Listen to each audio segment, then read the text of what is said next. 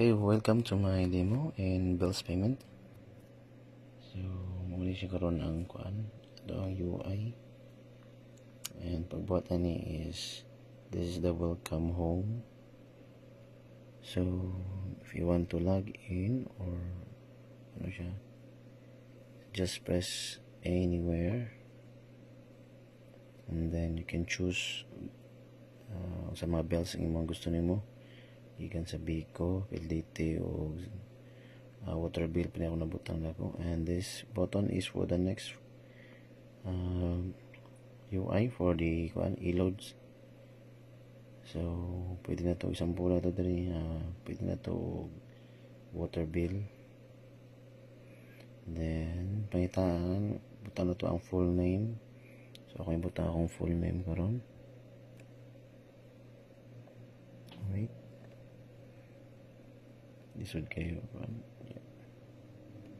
June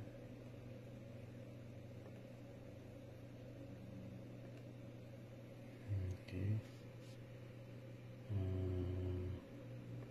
Space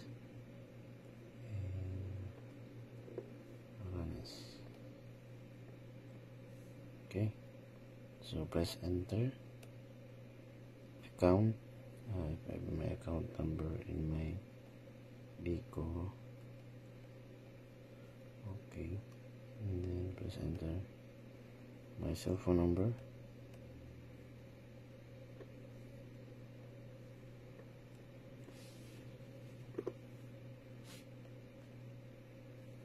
Okay, and then enter. Then sa bill amount, I have 456 in my bill amount. So after ani, so naatay gitawag nga kuan, so will be additional 10 pesos for transaction. Enter. If na kay mga savings credit para ma-previous nga transaction, just like in the voucher.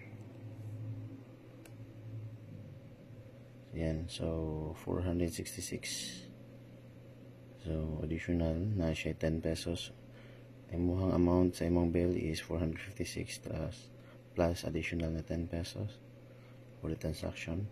And this is now ito ang mga coins, for example. So wala po kayo kuan bill acceptor. So kuha lang sa tatong sample na po. So let's check if magana ba siya. From PHP pesos 0.0 peso. Itong hulga na to karon og peso. Yan, so natatak peso. This one is pesos. Pwede akong tag peso. Dos. Kini siya G's. So 12. Kini siya 5. Okay, good. Kani siya nga kuan is bag-o nga 5. Okay. Kini siya bag-o nga G's. Okay. And piso. So plus additional 5 na po. Then bag-ong piso.